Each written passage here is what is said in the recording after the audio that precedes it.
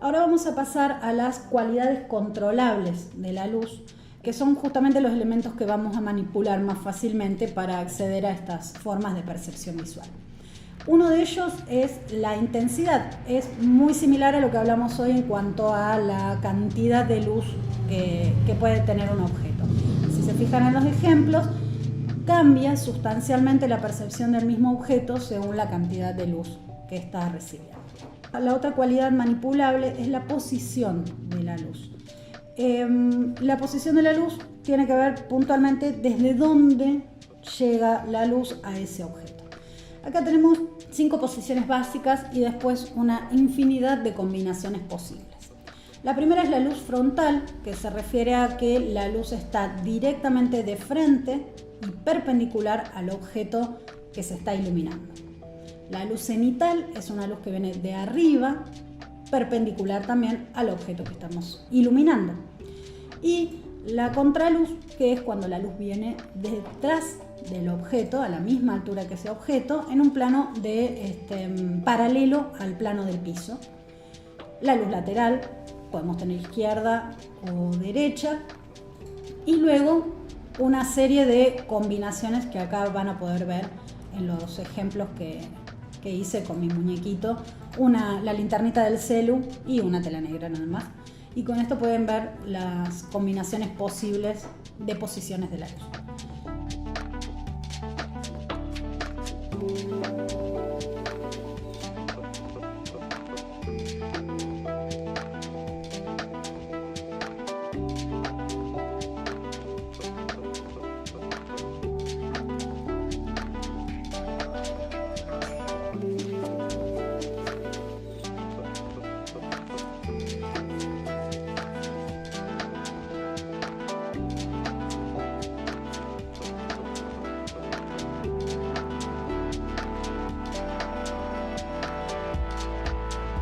El otro aspecto es la distribución de la luz, que tiene que ver con que si la luz viene de manera directa al objeto que estoy iluminando o viene de manera indirecta.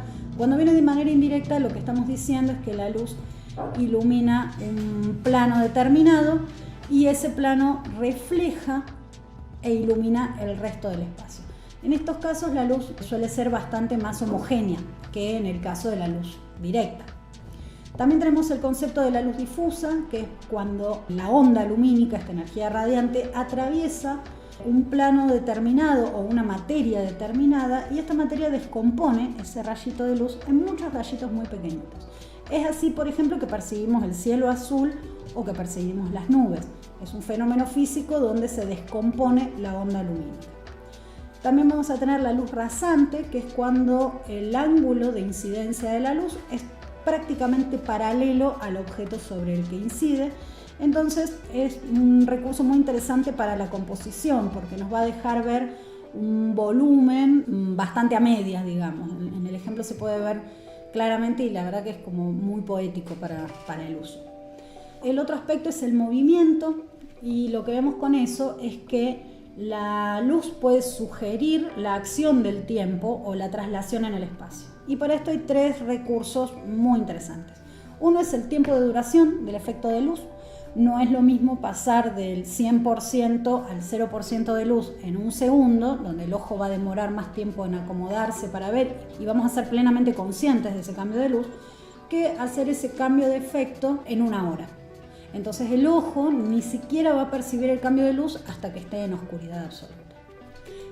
También se puede lograr con el movimiento de la fuente lumínica y eso puede ser tanto a la vista como no a la vista. Por ejemplo, un seguidor en el ballet o, por ejemplo, cambios de las posiciones de luz como una secuencia. Esos son todos elementos que nos pueden dar la sensación de que pasa el tiempo o de que hay un movimiento en el espacio, aunque no lo haya. El otro aspecto es el color. Acá vamos a aclarar que vamos a estar hablando de color luz. El color luz responde a la síntesis aditiva. Ya voy a explicar por qué. Primero acá pueden ver cuál es el espectro de color visible por el ojo humano.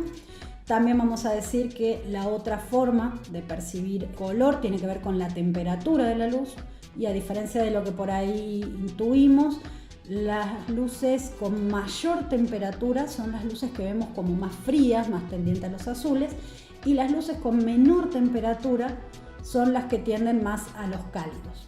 Por ejemplo, el sol, que es una de las temperaturas de luces más altas posibles, obviamente, va a tender hacia los fríos, hacia los blancos y hacia los azulados, y una velita, que tiene una muy baja temperatura de luz, va a tender hacia los naranjas, por ejemplo.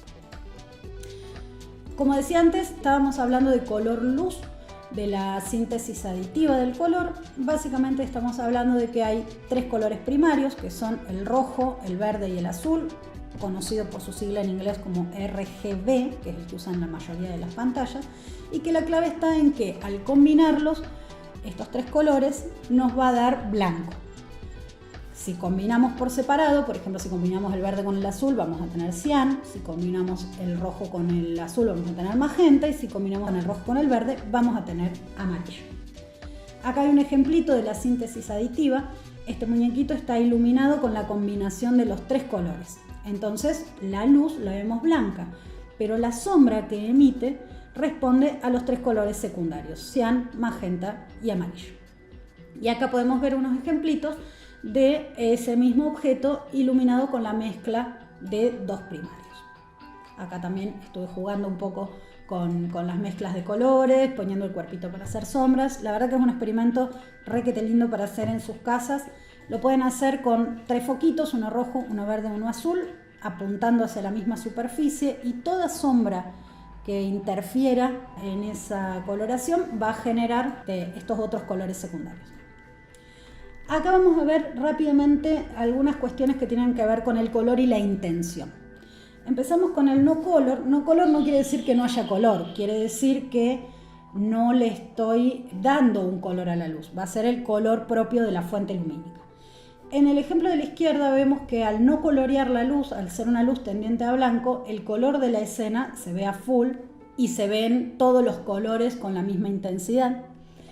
Y en cambio en la escena de la derecha, que la escena carece en general de color, es una escena bastante monocromática, el tema de tener la luz no color nos va a servir para puntualizar qué es lo que queremos ver específicamente, y a su vez en este caso está usada también para generar atmósfera.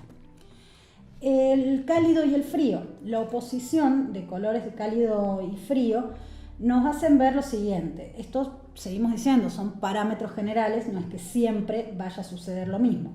Pero en este caso lo que estamos viendo es que las escenas que son más bien coloreadas, con colores cálidos como la de la izquierda, son escenas más bien voluptuosas, orgánicas, y las escenas que están coloreadas con luz fría tienden a ser escenas que llaman más a lo introspectivo, que son escenas más rígidas. Cuando hablamos de color total, lo que estamos marcando también se relaciona bastante con lo que hablamos antes del contraste. Las escenas que estén coloreadas en un color homogéneo y que a su vez compartan ese color espacialmente, son escenas que van a tener muy poquito contraste y son muy interesantes de utilizar cuando uno introduce elementos disruptivos. En la escena de la izquierda vemos esos foquitos de luz muy cálida que, si bien prácticamente no iluminan, llaman la atención profundamente. Y en la escena de la derecha vamos a ver esa línea de luz blanca que atraviesa el espacio, que también es un elemento que descompone y ayuda a recomponer la imagen, que está prácticamente toda en el mismo color.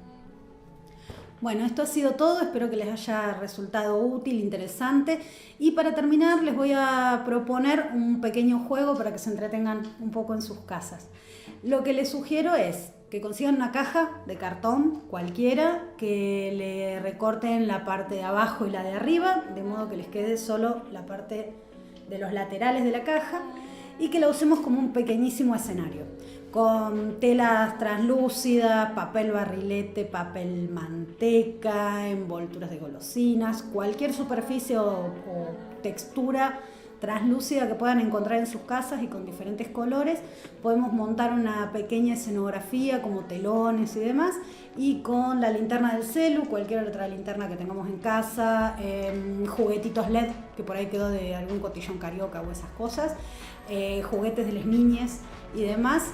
Les propongo que armen su escena, que usen como disparador una idea, una sensación, una emoción, un texto poético, que analicen qué es lo que querían mostrar de eso y con los criterios que hemos visto hasta ahora construyan su pequeño micromundo luminoso y si les parece bien lo registran y nos lo envían a la dirección del Centro Cultural España Córdoba por mail, que ahí se los vamos a indicar en los créditos.